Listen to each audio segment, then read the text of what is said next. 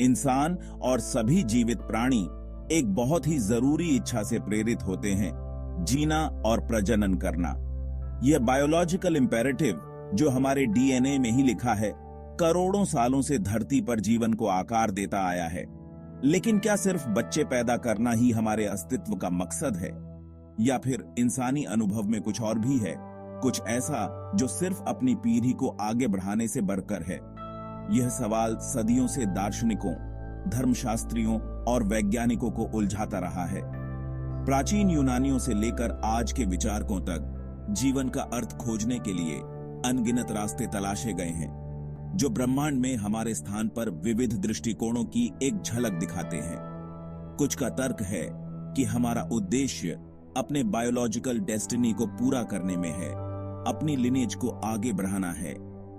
दूसरों का मानना है कि हमें कुछ महान करने के लिए प्रयास करना चाहिए, अपने कार्यों और विचारों से दुनिया पर एक स्थायी प्रभाव छोड़ना चाहिए। विशुद्ध रूप से बायोलॉजिकल दृष्टिकोण से उत्तर स्पष्ट प्रतीत होता है। हम अपने मूल रूप में अपने जीन्स के लिए एक माध्यम हैं, उनके अस्तित्व और प्रसार को सुनिश्चित करने के लिए प्रोग्राम्ड हैं। यह ड्राइव सिर्फ इंसानों के लिए नहीं है, यह सभी जीवन रूपों को नियंत्रित करने वाला एक मौलिक सिद्धांत है। अंडे देने के लिए ऊपर की ओर संघर्ष करती हुई सैल्मन फिश, अपना जाल बुनती हुई मकड़ी, परागण करने वालों को आकर्षित करने के लिए अपनी पंखुड़ियों को खोलता फूल, सभी प्रजनन के लिए उसी प्रथम इच्छा से प्रेरित हैं। यह बायोलॉजिकल इंपेरेटिव हमारे शरीर, विज्ञान और व्यवहार में गहराई से समाया हुआ है। हार्मोन बढ़ते हैं, इंस्टिंक्ट काम करते हैं और जटिल सामाजिक संरचनाएं उभरती हैं। ये सब प्रजनन की सुविधा के लिए तैयार होते हैं। इस प्रकाश में प्रजनन को अंतिम लक्ष्य, हमारे कार्यों और इच्छाओं के पीछे प्रेरक शक्ति के रूप में देखना आसान है। हालांकि मानवीय अनुभव को केवल एक बायोलॉजिकल एल्गोरिथम तक सीमित करना अधूरा लगता है, जो हमें बेचैनी की भावना के साथ छोड़ देता है।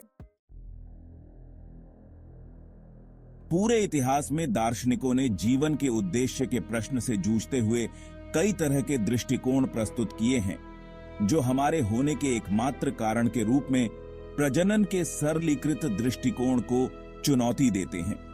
उदाहरण के लिए, एग्जिस्टेंशियलिस्ट्स का तर्क है कि अस्तित्व सार से पहले आता है।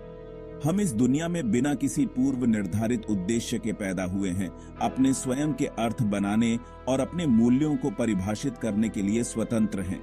इस दृष्टिकोण से प्रजनन एक दायित्व के बजाय एक विकल्प बन जाता है, एक ऐसा कार्य जिसमें व्यक्तिगत महत्व हो सकता है, लेकिन यह हमारे अस्तित्व की संपूर्णता को निर्धारित नहीं करता है। हम ज्ञान, रचनात्मकता, प्रेम या किसी अन्य प्रयास को आगे बढ़ाने के लिए स्वतंत्र हैं, जो हमारे व्यक्तिगत उद्देश्य की भावना के साथ प्रतिध्वनित होता है।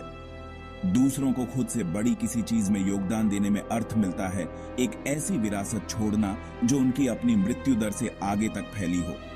इसमें स्वयं को किसी कारण के लिए समर्पित करना, कलात्मक अभिव्यक्ति का अनुसरण करना या वैज्ञानिक खोजें करना शामिल हो सकता है, जो मानवता को लाभान्वित करे। मानवीय अनुभव अनगिनत धागों से बुना हुआ एक ताना बाना है, जबकि प्रजनन के लिए बायोलॉजिकल इंपेरेटिव निस्संदेह एक शक्तिशाली शक्ति है। यह एकमात्र कहानी नहीं है जो हम खुद को बताते हैं। हमारा जीवन आनुवंशिकी, संस्कृति, व्यक्तिगत अनुभवों और व्यक्तिगत विकल्पों के जटिल इंटरप्ले द्वारा आकार लेता है।